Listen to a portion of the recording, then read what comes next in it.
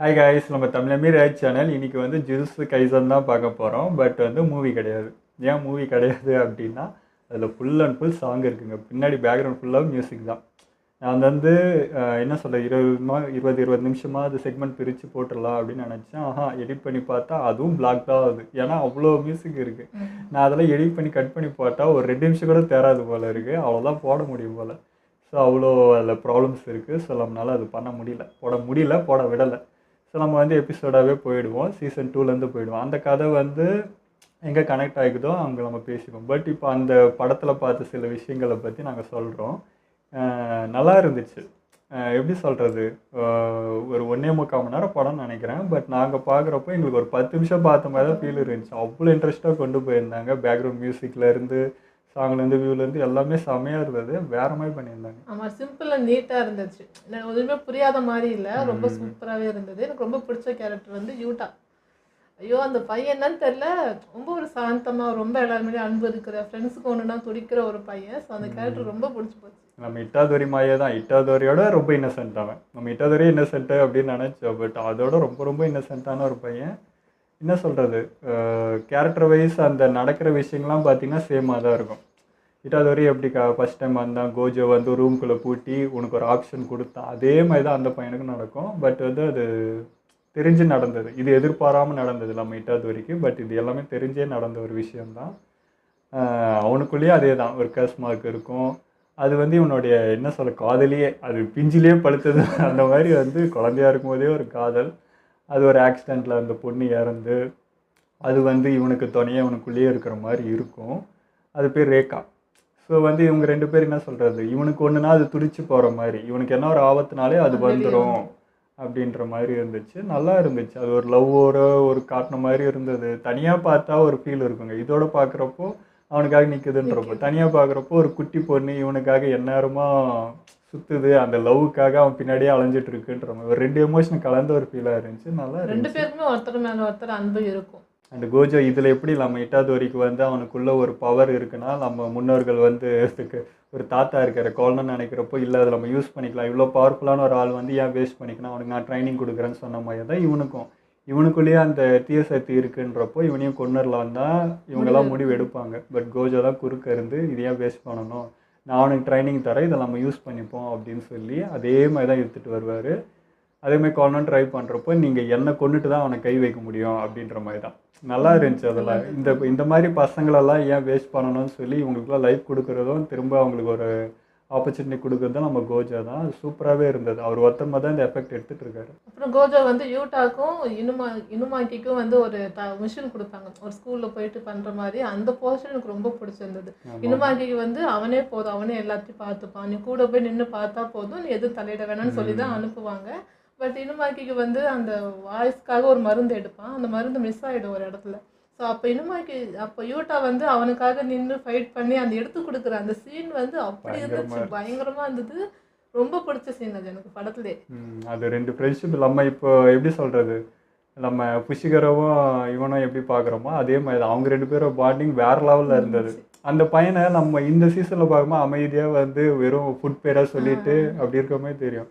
But அவனோட தனி person பார்க்குறப்போ ரொம்ப பிடிச்சிருந்துச்சு அவனை. ஐயோ, இவ்வளோ நல்ல பையனை வந்து இந்த இடத்துல மிஸ் பண்ணிட்டோமே, அவனை அந்த அளவுக்கு நம்ம பேசலையேன்ற மாதிரி இருந்துச்சு. அவங்களோட பாண்டிங் நல்லா இருந்துச்சு, ஃப்ரெண்ட்ஷிப் நல்லா இருந்துச்சு. அவனுக்குள்ளேயும் எவ்வளோ பாசம் இருக்குது. ஏன்னா சின்ன வயசுலேருந்தே அவனுக்கு அந்த பவர் இருக்குது. ஸோ அவனால் வந்து சகஜமாக பேச முடியாது, ஒருத்தர் கூட எந்த வார்த்தையுமே பேச முடியாது. பார்த்து பேச கவனக்குறைவாக ஒரு வார்த்தை பேசிட்டா கூட ஆப்போனட்டில் இருக்காங்க ஆபத்துன்றதுனால வாயே திறக்காமல் அதுக்கு தான் வந்து என்னென்னமோ பேசிகிட்டு இருப்பான். அவன் பேசுறதே புரியாதுன்னு இருக்கும். பட் வந்து எதிரில் இருக்கவங்களுக்கு எதுவும் ஆகிடக்கூடாதுன்னு தன்னைத்தானே அவன் அப்படி ஆக்கிட்டு இருப்பான். ஸோ தியாகி தான் ஆகணும். அண்ட் வந்து நம்ம மாகியோட இன்னொரு சைடும் பார்த்தாங்க. இதில் என்னமோ அவர் ரஃப் அண்ட் டைப் பொண்ணு அப்படியே என்ன எந்த ஃபீலிங் இல்லாத ஒரு ஆளாக தான் நம்ம சீசனில் பார்த்தோம். படத்தில் பார்க்குறப்ப தான் அம்மாவுக்கும் வந்து லவ்லாம் வருது, உள்ளேருந்து பொங்குது, அதெல்லாம் தெரிஞ்சது. அவளுக்குள்ளே இருக்கிற வலியும் அங்கே என்ன சொல்கிறது, ஃபஸ்ட் டைம் அவள் கண் கலங்குறது, அது எல்லாமே வெக்கப்படுறது, இது எல்லாமே நம்ம அந்த படத்தில் பார்க்க முடிஞ்சு. நல்லா இருந்துச்சு. ஸோ அவங்க ஃபேமிலி அவளை எப்படி, இவளுக்கு எந்த பவரும் இல்லை, கஸ்மார்க்கல்ல எதையும் பார்க்க முடியாது, எதுவுமே பண்ண முடியாது, இது ஒரு வேஸ்ட்டுன்னு சொல்லி அனுப்பிச்சதுனால தான் அவள் இங்கே தனிமையாக வந்து நானும் உங்களுக்கு ஈக்குவலாக வருவேன்றதுக்கு தான் இங்கே இருந்தது. பட் அது யாரும் அவளை பாராட்டி இருக்க மாட்டாங்க. ஃபஸ்ட் டைம் நம்ம யூட்டா தான் வந்து அதை சொல்லுவான், இப்படி இருந்தோம் நீ வந்து இவ்வளோ போராடுற அப்படின்னு சொல்கிறப்போ அவளுக்கு அப்படியே அந்த இடத்துல மேலே அப்படியே க்ரஷ் வரும். அந்த சீன்லாம் வந்து வேறு லெவலில் இருந்துச்சு. அடுத்து நம்ம பேண்டாவும் பயங்கர ரோலுங்க. என்ன சொல்கிறது, ஒரு காமெடியன் மாதிரி தான் அவன் தான் நம்மளை என்டர்டைன் பண்ணது. பட் வந்து ஃபைட்டுன்னு வரப்போ வேறு லெவலில் இருந்தது. இங்கே நம்ம ஒரு ஃபைட் பார்த்தோம், அவன் வந்து அந்த கொரில்லாவாக மாறினது. அதில் அதோட பயங்கரமாக இருந்துச்சு. என்ன அடி என்ன அடின்ற மாதிரி இருந்துச்சு. நல்லா இருந்துச்சு அவன் போர்ஷனுமே. அண்ட் வந்து நம்ம வில்லன் சைடும் நிறைய விஷயங்கள் தெரிய வந்துச்சுங்க. நம்ம வில்லன் சைடில் வந்து ஒரு மனுஷ உருவத்தை நெத்தியில் மட்டும் தையல் போட்டுட்டு இருப்பான். அவன் பேர் சுகுரு. ஸோ அவன் நம்ம கோஜை வந்து எபிசோட்லேயே சொல்லியிருந்தார், நம்ம ஆளில் ஒருத்தர் வந்து அந்த சைடு ஹெல்ப் பண்ணுறாங்க அப்படின்னு சொல்லிட்டு. ஸோ அது இவன் தான். ஸோ இவன் தான் நம்ம ஸ்கூல்லேயே இருந்திருக்கான். அதில் நம்ம படத்தில் பார்த்தா வந்து ஸ்கூல்லேயே வந்து வார்னிங்லாம் கொடுத்துட்டு போவார், நான் வார் நடத்த போகிறேன்ட்டு. ஸோ இவங்க எல்லாருக்குமே தெரியுது அப்போது இவன் தான் பின்னாடி இருந்து எல்லா வேலையும் பண்ணிகிட்டு இருந்திருக்கான்றது. ஸோ இவன் தான் மெயின் வில்லன். ஸோ இவன் வந்து அவன் வேக்கு இந்த உலகத்தையே தன்னோட வேக்கு பண்ணுறதுக்காக இந்த கெட்ட சக்தியெல்லாம் இவன் பக்கம் சேர்த்து வச்சுன்னு நான் வேறு மாதிரி பண்ண போகிறேன்னு ஐயா ஒரு சைக்கோ மாதிரி செஞ்சிட்ருக்காரு. அதுக்கு தான் இவ்வளோ வேலையும் நடந்துகிட்ருக்கு. ஸோ அவனுக்கு ஒரு தடையாக இருக்கிறது இந்த ஸ்கூல் தான். இந்த ஸ்கூலை சேர்ந்தவங்க தான். ஸோ இதை எதிர்க்கணும். அதனால தான் இது எல்லாமே நடந்துகிட்ருக்கு. நம்ம சீசன் 1 பார்த்தது எல்லாமே அந்த வேலை தான். சும்மா அந்த ஏவி விட்டுட்டு இருக்கிறது, எல்லா இடத்துலையும் வந்து இவங்களை ப்ராப்ளம் ஆக்கிட்டு இருக்குது, எல்லாமே அவனோட பிளான் தான். அதுவுமே நல்லா இருந்துச்சு. நான் வந்து இதிலே சொன்னேன், இந்த 2 பக்கம் இவ்வளோ ஆளுங்க சேர்க்கறத பார்த்தா ஒரு வாரே நடக்கும்ன்ட்டு. படத்தில் வாரே நடந்துச்சு. நம்ம ஆளுங்க எவ்வளோ பேர் ஸ்கூலில் எங்கடா இருந்தீங்க இவ்வளோ பேருன்ற மாதிரி இருந்துச்சு எனக்கு. நான் அதுவும் சின்ன ஸ்கூலு ஒரு 10-15 பேர் இருந்தால் பெருசுன்னு நினச்சிட்டு இருந்தால் இருக்குது. நம்ம சைடுமே பெரிய கூட்டம். ஆனால் அங்கே அதை விட ட்ரிபிள் மடங்கு, எல்லாம் 1000-2000 மடங்கு இருக்குது அந்த சைடு. ஸோ அப்போவே அப்படி. இது வந்து நம்ம 8வது வரைக்கும் பீரியடுக்கு ஒரு வருஷத்துக்கு முன்னாடியே அப்படி. அப்போ இப்போ எவ்வளோ வளர்ந்துருக்கும், எவ்வளோ பெருசாக இருக்கும் அப்பா அப்படின்ற மாதிரி இருக்குது. சீசன் 2ல் இப்போ வேறு லெவல் சம்பவம் காத்துட்ருக்குன்ற மாதிரி தான் இருக்குது. இது வந்து சுகுருக்கு ஏன் இவ்வளோ வன்மம், அவனுக்கு வந்து ஏன் இது ஏன் அப்படின்றது வந்து அவனுக்கு வந்து இந்த மாதிரி என்ன சொல்கிறது, பாதுகாத்துட்டே இருக்கிறது பிடிக்கல. இந்த மாதிரி மனுஷங்களுக்கு வந்து இந்த தீய சேர்த்து தெரியலனா இவங்களாம் வேஸ்ட்டு, இவங்க வந்து என்ன குரங்குங்க அப்படின்ற மாதிரி தான் பார்க்குறான். மனுஷங்களே நீங்களாம் ஒரு வேஸ்ட்டு குரங்கு அப்படின்ற மாதிரி. இந்த மாதிரி பவர் உள்ளவங்க இந்த இருக்கிறவங்க மட்டும்தான் வாழணும் இந்த உலகத்திலே. இந்த மாதிரி டம்மி பீஸுங்கெலாம் வாழ்ந்து இன்னும் கிழிக்க போகிறீங்க, உங்களுக்குலாம் என்ன இருக்குன்றதுக்காக இதை மொத்தத்தையும் அழிச்சிட்டு இந்த மாதிரி இருக்கிற ஆளுங்களை மட்டும் வச்சு நான் உருவாக்கிறேன்றது தான் அவனோட பிளானே. இவ்வளோ மட்டமான ஒரு பிளான்டா அப்படின்ற மாதிரி இருக்குது. ஏன் அவனுக்கு இந்த தாட் வந்துச்சுன்றது காட்டல. எடுத்ததுமே இந்த போர்ஷன் தான் காட்டினா மேபி இந்த சீசனில் அது வரலாம். எப்போ வந்து அவனுக்கு இந்த தாட் மாறிச்சு, ஃபஸ்ட்டு ஸ்கூலில் இருந்திருப்பான், எந்த இடத்துல அவனுக்கு இது ட்ரிகர் ஆகி இந்த எண்ணம் வந்துச்சுன்றதில் அதில் காட்டல. மேபி அது இதில் பார்ப்போம் நம்ம நினைக்கிறோம். அதேமாதிரி யூட்டாவும் பார்த்தீங்கன்னா ரொம்ப என்ன சொல்கிறது இன்னசென்ட் கேரக்டராக இவன் வந்து நம்ம சுகுரு வந்து யூட்டாவையும் தான் பார்க்க இழுக்க பார்ப்பான். என்கிட்ட வந்துரு அப்படின்றப்போ அவன் ஒரு குழப்பத்திலே இருப்பான். எனக்கு எது நல்லதுன்னு தெரியாது, கெட்டதுன்னு தெரியாது, இங்கே என்ன நடக்குது எதுவுமே எனக்கு புரியல, நீங்கள் நல்லவரா கெட்டவரான்லாம் எனக்கு தெரியாது. பட் வந்து அவன் வந்து நம்ம மாகியை வந்து டாமினேட்டாக பேசிடுவான். நீயும் வந்து குரங்கு தான், உனக்கு ஒன்றும் தெரியல, உன்னையும் நான் அந்த லிஸ்ட்டில் தான் வச்சுருக்கேன், நான் உருவாக்குற உலகத்தில் உனக்கும் இடம் இல்லை அப்படின்னும். அப்போது வரும் நம்ம யூட்டாவுக்கும் யாரானாரு எவனானாரு நல்லவனாரு கெட்டவனானாரு, ஆனால் என் ஃப்ரெண்டை நீ வந்து பேசுகிற பண்ணுறேன்னா நீ செத்து அப்படின்ற மாதிரி நம்ம ஹீரோ அங்கே வெடிப்பான். அந்த சீன்லாம் நல்லா இருந்துச்சு. கிளைமேக்ஸ்லேயும் அதே தான் நடக்கும். ஸோ நம்ம யூட்டாக்கும் சுகுருக்கும் தான் வந்து ஃபைட் நடக்கும். இவன் இப்போ என்ன சொல்கிறது அகுர சக்தி மொத்தத்தையும் உருவாக்கி ஒன்று உருவாக்குவான். அதுக்கு ஈடாக வந்து நம்ம யூட்டா கூட இருக்க ரேக்காவும் இருப்பான். அது வந்து பெரிய பவர்ஃபுல்லான ஒரு கேஸ் அது. ஸோ அது ஏங்குற விஷயமே என்ன, இவனோட லவ் தான் அது ஏங்குது. ஸோ கடைசியாக வந்து என்னோடய உடம்பு என்னோடய இது எல்லாமே உனக்கு தான் அப்படின்னு சொல்லி ஒரு லவ் சொல்கிறப்போ அது வந்து புரிச்சு போயிடும். ஸோ இவனுக்காக என்னன்னா ஆகட்டும்ன்ற எக்ஸ்ட்ரீம் பவருக்கு போய் அவனை அடிக்கும். ஸோ அப்போ நம்ம சுகருக்கு ஒரு பக்கம் கையே காலி. ஸோ அந்தளவுக்கு பவர்ஃபுல்லாக இருக்கும். மொத்தம் அந்த இடமே என்ன சொல்ல ஒரு அணுகுண்டு வெடித்த மாதிரி இருக்கும், அவ்வளோ பவர்ஃபுல்லாக அடியாது. அதனால தான் ஐயா வந்து அதுக்கப்புறம் தையெல்லாம் போட்டு ஏதாவது அட்டாச் பண்ணி இப்போது இருக்காருன்னு நினைக்கிறேன். மேபி அது இந்த தையெல்லாம் வரத்துக்கு அவன் தான் காரணம்னு நினைக்கிறேன். ஸோ அந்த அளவுக்கு நடந்துருக்கு. இதில் வந்து நம்ம கோஜோவும் நல்லா இருந்துச்சு. இதில் பார்த்த மாதிரி இல்லை. இதில் வந்து அவர் பவர் தான் யூஸ் பண்ணுவார், சண்டைலாம் போட மாதிரி. அதெல்லாம் பிரித்து மேறாரு. ஒரு சண்டே வெறியாக இருந்துச்சு. அதில் பார்க்க நல்லா இருந்துச்சு.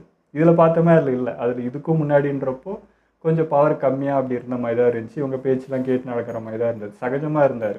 இவ்வளோ ஆணவ பேச்செலாம் அதில் இல்லை, இருக்குது ஆனால் இந்த அளவுக்கு இல்லை. இப்போ ஐயா இன்னும் கொஞ்சம் தேர்ந்ததுனால கொஞ்சம் ஆணவெல்லாம் தூக்கலாகவே இருக்குது நம்ம சீசனில். லாஸ்ட்டாக இந்த ஃபைட்டு முடிஞ்சதும் என்ன சொல்கிறது, அந்த கேர்ள்ஸ் வந்து அது பொண்ணாகவே மாறி அவள் ஆத்மா சாந்தி அடைஞ்சிச்சுன்ற மாதிரி. ஸோ இவன் தான் வந்து அந்த ஆக்சிடெண்ட் அப்போது அது வந்து இவங்ககிட்ட ஒட்டிக்கிட்ட மாதிரி இருக்கும். இல்லை இவன் தான் வந்து அதை காப்பாற்றணும்னு சொல்லி உயிரோடு இருக்கணும்னு ஏங்குவான். ஸோ இவனும் வந்து இந்த மந்திர குடும்பத்தை சேர்ந்தவன் தான். ஸோ அதனால் இது வந்து இவனுக்குள்ளே ஒட்டிக்கிட்ட மாதிரி இவன் தான் அது காரணமாகவே இருப்பான். அது கிளைமேக்ஸில் தான் நம்மளுக்கு அது புரியுமே. அதுக்கப்புறம் அது வந்து அந்த மன்னிப்பு கேட்டு இவன் லவ்வும் கொடுத்ததுனால அது வந்து திரும்ப அந்த பொண்ணாவே மாறி அப்படியே காற்றுல கலந்த மாதிரி அது முடிஞ்சிடும். அங்கே தான் இந்த படத்தோட எண்டும் அதோட முடிஞ்சிருச்சு. ஸோ அந்த இடத்துல இருந்து இப்போ நம்ம சீசன் 2ல இது எங்கே கனெக்ட் ஆகுதுன்றது நமக்கு தெரியாது. ஒருத்தர் வந்து 5th எபிசோடுக்கு அப்புறம் பாருங்கள் அங்கே தான் இது வந்து கனெக்ட் ஆகிக்கோன்னாரு. ஸோ அந்த இடத்துல இருந்து கனெக்ட் ஆகிடுச்சுன்னா நம்ம அங்கே இந்த விஷயம் தான் இங்கே நடந்துச்சுன்றதெல்லாம் நம்ம பார்த்து புரிஞ்சுப்போம். ஸோ சீசன் 1லாம் நாங்கள் சொல்லியிருந்தோம் எங்களுக்கு வந்து என்னடா அது மொட்டையாக எடுத்துகிட்டு போகிறாங்க டக்கு டக்குன்னு எடுத்துகிட்டு போகிறாங்கன்றப்போ புரியாமல் இருந்துச்சுன்னு. பட் இப்போ இந்த மூவி பார்த்துட்டு இது பார்க்குறதுனால எங்களுக்கு கொஞ்சம் நல்லாவே அண்டர்ஸ்டாண்ட் ஆகும்னு நினைக்கிறேன். ஆனாலும் நிறைய கேள்விங்க இருக்குது. அந்த கேள்விக்கெலாம் அதுலையாவது விட தெரியுமான்னு நினச்சோம். இல்லை, அதுக்கு நம்ம சீசன் 2ல் தான் தெரியும்னு நினைக்கிறேன். சில விஷயங்கள் அதாவது ஒருத்தரை பற்றி தனித்தனியான்றப்போ அவங்க எப்படி உருவானது, இந்த ஃபண்டே எப்படி உருவாச்சுன்றதெல்லாம் ஒரு கேள்வியாக இருந்துச்சு. அதுக்கெலாம் மேபி இல்லை விட தெரியுமான்னு தெரியல. பட் இப்போ நல்லா ஒரு அண்டர்ஸ்டாண்டிங்கோட சீசன் 2 நம்ம பார்க்க முடியுன்றதுக்கு இந்த மூவி ஹெல்ப் பண்ணிச்சுங்க. ஸோ வாங்க நாங்கள் நிறைய பேசிட்டோம் நினைக்கிறோம் கதையை பற்றியே. ஸோ இன்றைக்கி வந்து ஜூஸ் கைசானில் சீசன் 2ல் 25 எபிசோடு தான் பார்க்க போகிறோம். வாங்க வீடியோக்குள்ளே போயிடலாம்.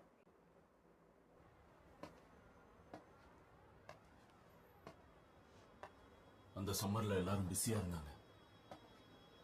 ஒருவேளை அது எல்லாத்துக்கும் காரணம் போன வருஷம் நடந்த பேரழிவாக கூட இருக்கலாம். ஆனால் இந்த சபிக்கப்பட்ட ஆன்மாக்களோட எண்ணிக்கை அதிகரிச்சுக்கிட்டே இருக்கு.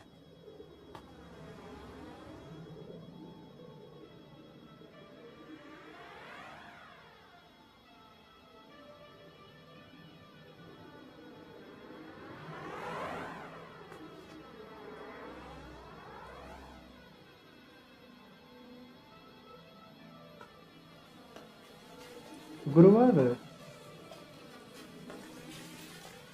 தெரியுது பார்த்தா.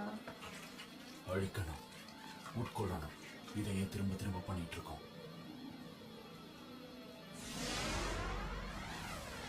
அழிக்கணும், உட்கொள்ளணும். சபிக்கப்பட்ட ஆன்மாக்களோட சூழல் எப்படி இருக்கும்னு யாருக்கும் தெரியாது. வாந்தியையும் பேதியையும் துடைக்க பயன்படுத்தின துணியை சாப்பிட்ற மாதிரி கேவலமா இருக்கும். அழிக்கணும், உட்கொள்ளணும். அதான் முழுங்குறான். நான் இப்ப பார்த்தது எனக்கு ரொம்ப பழக்கப்பட்ட ஒரு விஷயம்தான். மக்கள் எவ்வளவு கேவலமானவங்கன்னு புரிஞ்சுக்கிட்டேன். இருந்தாலும் ஆபத்துல இருந்து அவங்க எல்லாரையும் காப்பாத்துறேன். ஜுஜுட்சு மந்திரவாதி ஆகணும்னு ஆசைப்பட்டு இந்த இடத்துக்கு வந்தேன். அந்த வெறுப்பு உண்டாக்கி இருக்கு. அப்படிதான் எனக்கு நானே சொல்லிக்கிறேன். இதுதான் நான். விஷயம் என்னன்னா, ஒரு பண்ணி காலத்துல வெறுத்துக்கிறேன். நடத்திக்கிட்டு இருந்த ஒரு பெரிய கம்பெனியோட பிரசிடென்ட் வீடு தான் இது. ஆனா போன வருஷம் ஜூலை மாசத்துல மேக்கவ் நோய் பரவுனதுனால எல்லா ரெஸ்டாரண்ட்டுக்கும் அது மீள முடியாத அடியை கொடுத்துச்சு. அதனால கடன் தொல்லை அதிகமாகி குடும்பத்தோட அவரை தற்கொலை பண்ணிக்கிட்டாரு. உள்ளூர் மக்கள் இதுல அமானுஷம் இருக்குன்னு நம்பினாங்க.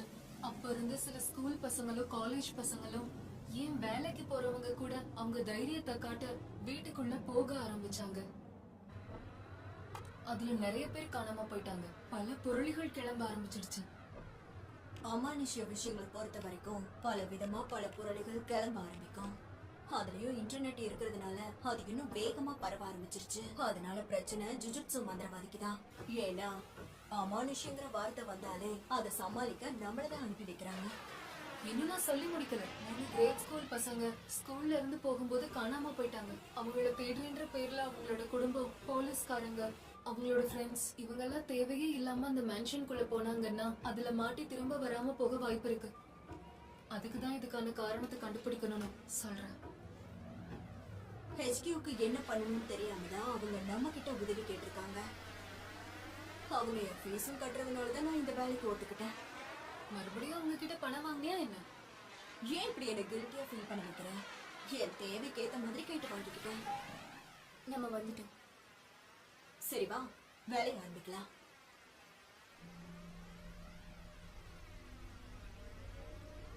இருளை விட இரவான இருண்ட கார்மேகமே தீய சக்தி. மாயத்திரிக்கெல்லாம் தேவையில்லவா? என்ன? எங்க சாபங்கள் இருக்கிற மாதிரி எனக்கு ஃபீல் ஆகல. வீட்டுக்குள்ள இருக்கிற ஏதோ ஒண்ணுதான் இங்க நடக்கிற அமானுஷ்ய விஷயங்களுக்கு காரணம். வெளியிருந்து தாக்க வேண்டியது இருந்துச்சுன்னா அப்ப இந்த தெரிய வர வைக்கிறதுல அர்த்தம் இருக்கு. உண்மைதான். இந்த குடும்பத்தோடு சேர்த்தாங்களே அந்த இடம் திறந்துதான் இருக்கு. ஆனா இந்த கதவுக்கு பின்னாடி ஏதோ இருக்கு. சரி, தள்ளிட்டு போயிடுவோம். என்ன இதெல்லாம்? மே, இத பாரு. இங்கதான் இருக்கு. அதுலயும் அதுங்க நம்மை சுத்தி இருக்கு.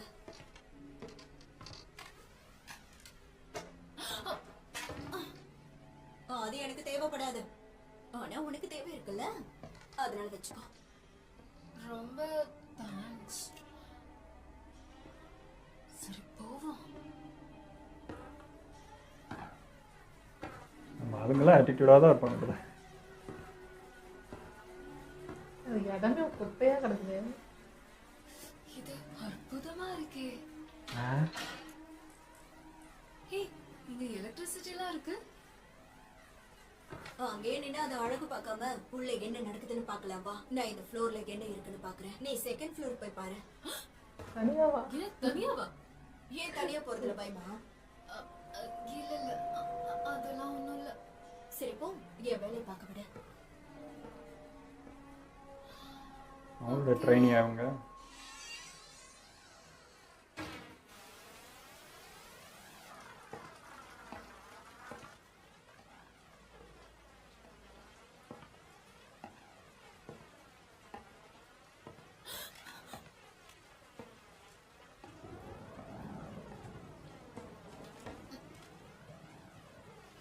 திடீர்னு வந்து அவ கத்திருவா போகுது. அட பாவி. ஐயோ,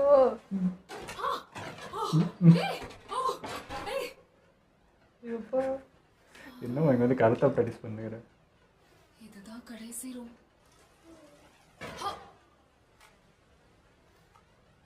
இந்த ரூம் மட்டும் நீட்டா இருக்கு.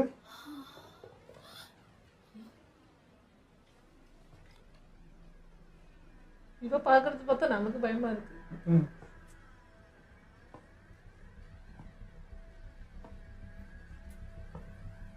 அதா பயமுத்தாத.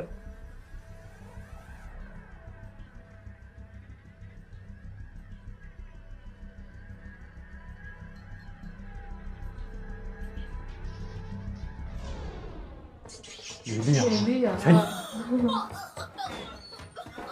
அடி பாவியா எலிக்கா?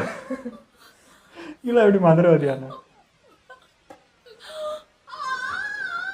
லம்பால் தான். உனக்கு ஸ்கிரீன் போயிட்டு பட்டம் கொடுத்துடலாம். அப்பா, இங்க பாரு, இப்படிலாம் திடீர்னு வந்து என்ன பயப்படுத்தாத. சம்மந்தமே இல்லாம நீதான் எல்லாத்துக்கும் பயப்படுற. சரி, ஃபர்ஸ்ட் ஃப்ளோர் செக் பண்ணி முடிச்சிட்டியா? இதுதான் ஃபர்ஸ்ட் ஃப்ளோர். என்ன? நான் ஃபர்ஸ்ட் ஃப்ளோரோட ஹால்வேல தான் பாத்துக்கிட்டு இருக்கேன். என்னது, என்ன சொல்ற? இல்ல, நான் ஒரு ஹால்வேயோட ரூம்குள்ள வந்தேன். மாயத்திரியா? ஐயோ, இங்க ஒரு கேண்டி பாக்ஸ் இருக்கு, பொட்டேட்டோ சிப்ஸ் இருக்கு, கேன்ஸ் இருக்கு, ஒரு பேக்கும் இருக்கு, ஸ்வெட் ஷர்ட் இருக்கு. இதை நான் ஏற்கனவே 3 தடவை சுத்தி பார்த்துட்டேன். வந்த இடத்துக்கே வந்துட்டு இருக்காங்க. ஓ, அதான். இத நான் தான் அடையாளத்துக்காக விட்டுட்டு போயிருந்தேன். தீய சக்திகளோட கேஸ். நாம மிருகத்தோட வயிற்றுக்குள்ளதான் இருக்கோம்னு அர்த்தம். ஓ, வயிற்றுக்குள்ளையா? நான் கூட மாயத்திரைக்குள்ள இருக்கீங்க. நிஜமாவா?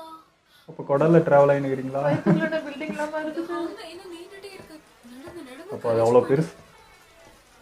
30 நிமிஷமா நம்ம நடந்துட்டு வயிற்றுக்குள்ள இருக்கோம். மழைலாம் கிட்டத்தட்ட பெய்யுதா? 4 கிலோமீட்டர் நடந்திருக்கோம். அது தண்ணி குடிக்குது. இது ஒண்ணும் உள்ளார்ந்த சரி. இல்ல, இந்த வெளிப்பாட்டை ஆன்மாதான் மாயத்திரடா. உருவாக்குது. அப்படின்னா அர்த்தம் என்ன? இது ஒரு பேரியர். கரெக்டா சொல்லிட்டேன். பாதிக்கப்பட்டவங்க இதுல மாட்டிட்டு முழிச்சிட்டு இருக்கும்போது அந்த ஆன்மா வந்து அவங்கள கொண்டு இருக்கணும். ஆனா இந்த டெக்னிக்ல இருக்கிற பிரச்சனை என்னன்னா, அது ஆன்மாவை பலவீனமாக்கிடும். அப்படின்னா இந்த பேரியர்ல இருந்து நம்ம வெளியே போய் தப்பிச்சிடலாம். என் கேள்விக்கு பதில் சொல்லு குத்தாகினே. எப்படி இதுல இருந்து தப்பிக்கிறது? யாருக்கு தெரியும்? திரையை உடைக்கணும். ஹால்வே ரிப்பீட் ஆயிட்டே இருக்கு. முதல்ல நான் என்ன தோணுச்சுன்னா, உன்னால தொட முடியுதே. இது ஒரு டோனட் மாதிரி இருக்கும்னு நான் நினைச்சிட்டு இருந்தேன். ஆனா நீங்க செஞ்ச இந்த 4வது மார்க்க தாண்டி போகும்போதுதான் ஒவ்வொரு தடவையும் நம்ம எத்தனை அடி எடுத்து வைக்கிறோம்னு கணக்கு போட்டேன். 122, 203, 157, அப்புறம் 270. அப்படின்னா நம்ம எடுத்து வைக்கிற அடியோட எண்ணிக்கை ரேண்டமா இருக்கு. அப்படியா? அடியோட எண்ணிக்கை ஸ்டாண்டர்டா இல்லாததுனால இதோட அர்த்தம் இங்க இருக்கிற இந்த பேரியர் ஒவ்வொன்னும் இதோ இந்த மாதிரி பேட்ச் ஆகிட்டு இருக்கு. அதனால தனித்தனியா. இந்த ஹால்வேல நம்ம வேகமா ஓடி போனோம்னு வைங்க, அப்போ தாண்டிடலாம். இது உடைஞ்சிரும். பரவாயில்லையே. ஐயையோ, மிச்சம் 10 பாயிண்ட்க்கு என்னாச்சு? வேகமா ஓடுறதுல சரி, ஆனா ஒரே சமயத்துல நாம ஆப்போசிட்டா ஓடணும். அட ஆமால, அப்படின்னா என் பேட்சிங் உடையும். correct.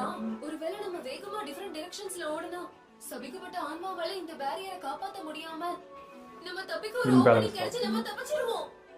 100 பாயிண்ட்ஸ். திட்டம் போட்டாச்சு.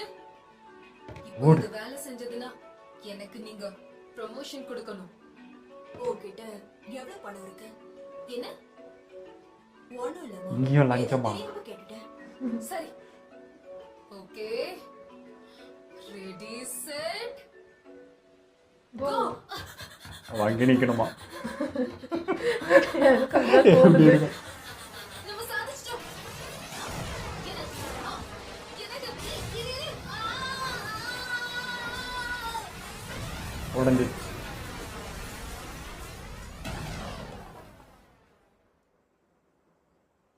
பேரியர் உடஞ்சிச்சு. ஆனா அவளை காணுமே. உன்னை காப்பாத்த வந்துட்டேன். கோஜோ உதாஹிமே.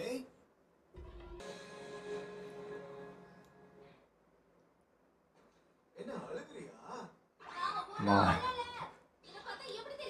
நான் அழுது எனக்கு சமாதானப்படுத்துவியா? ஏன்னா அதுக்கு நான் சந்தோஷப்படுவேன். மே அழுறதுக்கு வாய்ப்பே இல்ல. என்ன நீ பலசாலி. அப்படியா? டேய் கோஜோ, சொன்னா கேட்க மாட்டியா நீ? எனக்கு உதவி தேவையில்லை.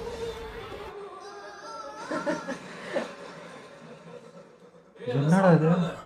நான் அதை அப்புறமா உட்கொள்ளணும். சத்தோரு உன்னை விட பலவீனமா இருக்கான்னு அவன் இவன் கலாய்க்கிறியா? பின்ன தெரிஞ்ச போய் பலசாலிகளை தொல்லை பண்ணுவாங்களா? அடைஞ்சு போன நெருப்ப நீதான் இன்னும் எண்ணெய் ஊத்தி எரிய வைக்கிற. கேட்டோ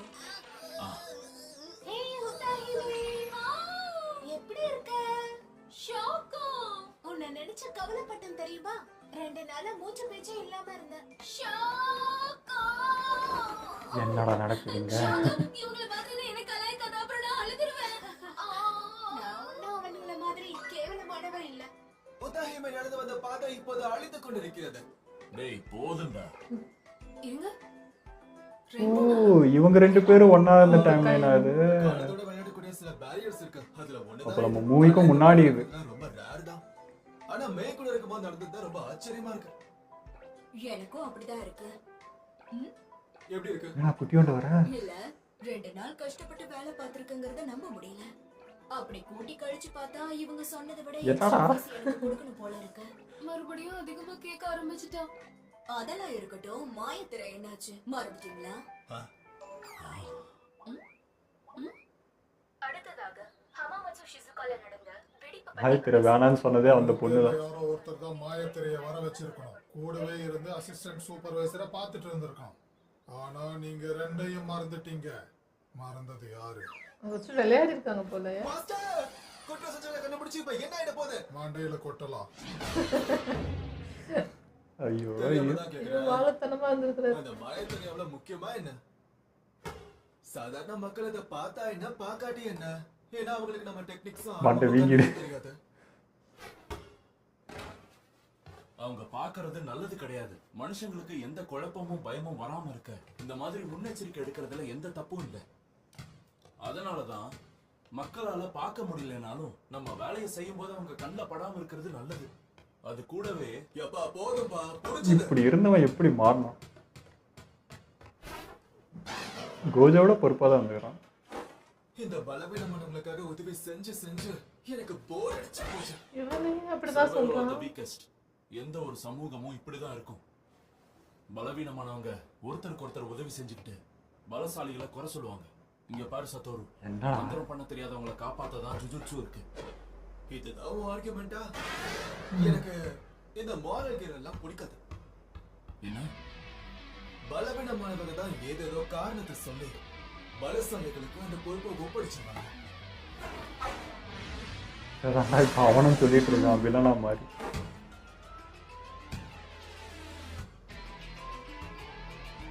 இப்படி மத்தவங்க சொல்ற மொக்கைய நம்பி உன் வாழ்க்கையை கெடுத்துக்காத. பேசி பேசி அவனை கேட்டானா இது உங்களுக்கு சண்டையை வெளியே வச்சுக்கலாமா இல்ல இங்கே வச்சுக்கலாமா? சண்டை போட தோணுது இல்லையா? ஒண்ணு கொண்டு சண்டை போட. எவ்வளவு நேரம் வெட்டி கதை பேசிட்டு இருப்பீங்க? ஷோக்கோ எங்க போனா? அதப்பா பாத்ரூமுக்கு போயிருப்பான். என்னவோ போ. இப்போ இந்த மிஷன் உங்க 2 பேருக்கானது. பிரின்சிபல் இல்லைன்னா அவ்வளோதான் போல இவனுங்க. இந்த மாதிரி அடிக்கிறாங்க 2 பேர். உங்களால இதை சமாளிக்க முடியுமான்னு சந்தேகமா இருக்கு. ஆனா தென்கன் தான் நீங்களே பண்ணணும்னு சொன்னாரு. இந்த மிஷன்ல 2 கோல்ஸ் இருக்கு. ஸ்டார் பிளாஸ்மா வெசல் அதுதான் தென்கனுக்கு ஏத்தது. அதனால அவளை பத்திரமா கூட்டிட்டு போய் அப்புறம் அழிச்சாகணும். அழிக்கணுமா? கூட்டிட்டு போயிட்டு அப்புறம் அழிக்கணுமா? ஆமா. அதுக்கு ஏன் பத்திரமா கொண்டு போனோம்? இந்த சீசன்ல அவர் குடிக்க மாட்டார். இல்ல அடுத்த பிரின்சிபல் ஆக போறோங்கிற மெதப்புல அவர் பேசுறாரா? சும்மா ஜோக் தான் பண்ண, கோச்சுக்காது. பேசுறதெல்லாம் பேசிட்டு ஜோக்கர் தெங்கனோட டெக்னிக்கை புதுப்பிக்க தான் இதை பண்றாங்களோ? என்ன இது? சாரி, கன்ஃபியூஸ் ஆயிட்டேன். அழிவில்லா வாழ்க்கை தான் தென்கனுக்கு இருக்கிற கர்ஸ் டெக்னிக். ஆனா எப்பவும் இளமை இருக்காது. வயசாகிறது தான் பிரச்சனைன்னா அவர் கவலைப்பட மாட்டாரு. ஆனா ஒரு வயசை தொட்டதுக்கு அப்புறம் அந்த டெக்னிக் அவரோட உடம்ப மாத்தி எழுத ஆரம்பிக்கும்.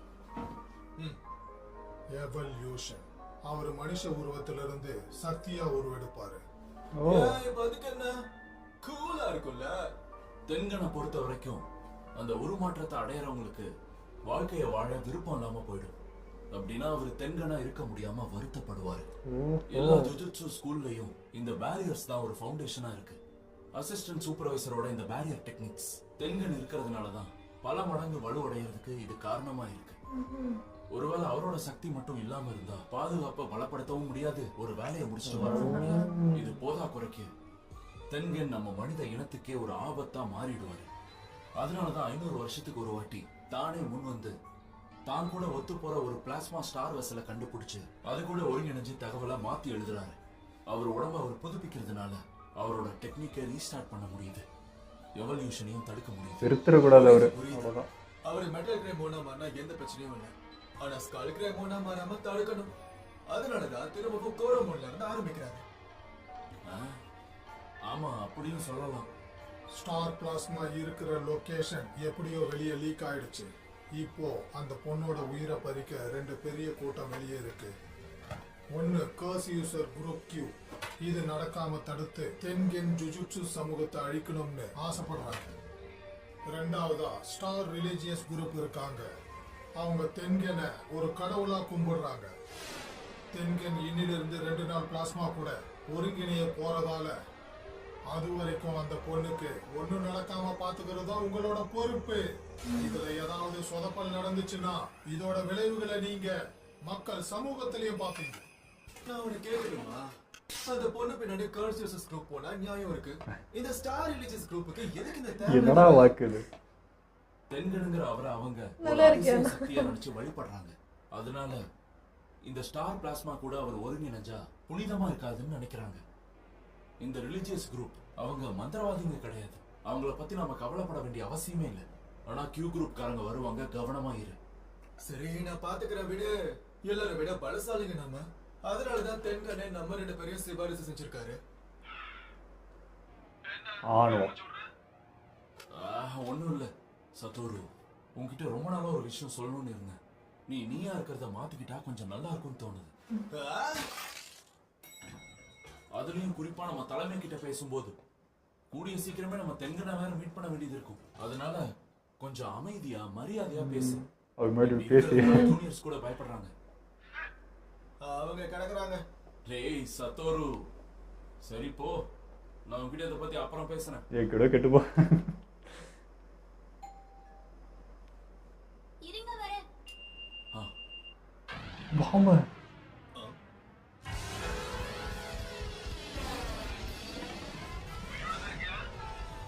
சீக்கிரம் சாக மாட்டேன். நல்ல கேள்விடா.